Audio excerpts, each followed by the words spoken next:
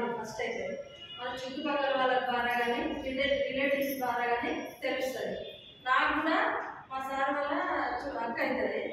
ఆమె చెప్పింది ఇది వెస్టీజ్ కంపెనీ ఇలా జాయిన్ కలిగిందా, జాయిన్ అని అనుకున్నావు అక్క. ఏంటి ఫస్ట్ మీ తమ్ముడు పోలీస్ అని నీకు తెలుసు కదా, ఇవన్నీ వేస్ట్ ఉంటాయి నీకు తెలుసు కదా, మీ తమ్ముడు తిరుగుతాడని. ఎందుకు జాయిన్ కావాలంటే ఫస్ట్ ఇంట్లో ఏమేమి ఉంటాయి చెప్పు నాకు ఫస్ట్ అని అడిగిన. ఆమె ఏం చెప్పింది, ఇంట్లో సామాన్లు ఉంటాయి, ఫుడ్ సప్లిమెంట్స్ ఉంటాయి. ఫుడ్ సప్లిమెంట్స్ ఏంటంటే ప్రైవేట్ టాబ్లెట్స్ లా కాకుండా ఇవేంటంటే పండ్లతోన పూలతోన మనకు న్యాచురల్గా దొరికే దాంట్లతోన రెడీ అవుతాయి అన్నమాట. దీని ద్వారా ఏ ఎఫెక్ట్ ఉండదు, సైడ్ ఎఫెక్ట్స్ ఏమి ఉండవు, మంచిగా వాడుకోవచ్చు అని చెప్పింది. ఇంకొకటి ఏంటి బ్యూటీ కేర్ ఉంటాయని చెప్పింది. ఇంకొకటి వ్యవసాయం ఉంటాయని చెప్పింది. వ్యవసాయం మన అమ్మ వాళ్ళందరూ వ్యవసాయం నుండి వచ్చుకోలే కదా.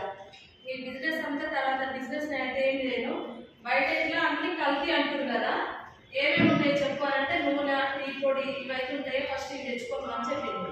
సరే మన ఇంట్లో వాడుకునే కదా సార్, ఎట్లా ఇంట్లో వాడుకునే ఇట్లా ఆదాయానికి అంటుంది కదా, తెచ్చుకుందాం లేకపోయేదేమిటి, బయట తెచ్చుకున్నదేదో మనం కిరాణా షాప్లో తెచ్చుకునేదేదో ఇక్కడ తెచ్చుకుందాము అని నేను ఒక ఆర్గానిక్ ప్రోడక్ట్స్ అంటుంది కదా, ఒక్క రీజన్తోనే వెళ్ళి ఆయిల్, టీ పొడి తెచ్చిన. ఫస్ట్ ఆఫ్ ఆల్ నేను ఎక్కువ ఏం తెచ్చుకోలేదు, ఎట్లా తెలియదు మనకి, బయట వాడి ఇది కొత్తది ఎట్లా ఉంటే మనకు తెలియదు కదా అని ఆయిల్, టీ పొడి ఒకటి తెచ్చుకున్నాం. మా పిల్లలు సరిగ్గా ఫుడ్ తింటారు కదా అన్నం.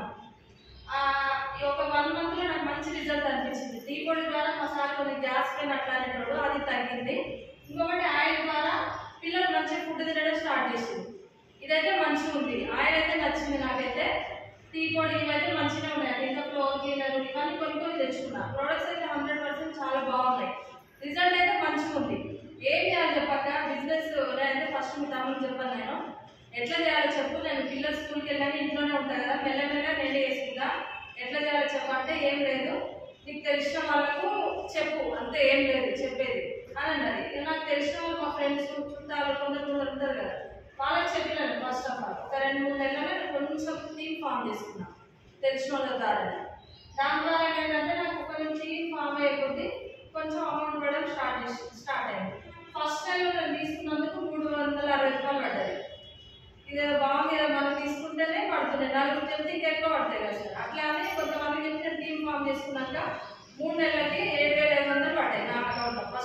ఫస్ట్ మంత్ శాలరీ మంచిగా ఉంది కదా. పిల్లలు పోయినాక మళ్ళీ నేను పిల్లలు వచ్చే టైంకి ఇంట్లోకి వస్తున్నా, పిల్లలు పోయినాక అప్పుడప్పుడు బయటకు వెళ్తున్నా, తెలిసిన వాళ్ళ ద్వారా చెప్పుకుంటున్నా ఇదేదో మంచిగా ఉంది అని. నేను 2,500 ఫస్ట్ నెల పడ్డాయి, 8,500, 9,000, 3 నెలలు శాలరీ పడగానే మా సార్కి ఏమైతే యాక్సిడెంట్ అయ్యి హ్యాండ్ అనేది ఫ్రాక్చర్ అయింది.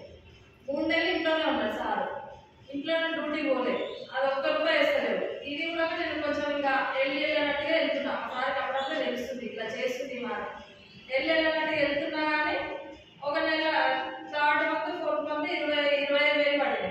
నేను మెల్లమెల్లగా వేసుకుంటాను, మరి స్పీడ్ ఏం చేస్తలేదు, నాకు తొందర ఏం లేదు కదా. అట్లా మా సార్ ఇంట్లోనే ఉన్నాడు, 3 నెలలు ఇంట్లోనే ఉన్నాడు, ఆయన 1 రూపాయి పడతాడు, ఈ డబ్బులు మాత్రం పడుతుంది. బాగుందా లేదా?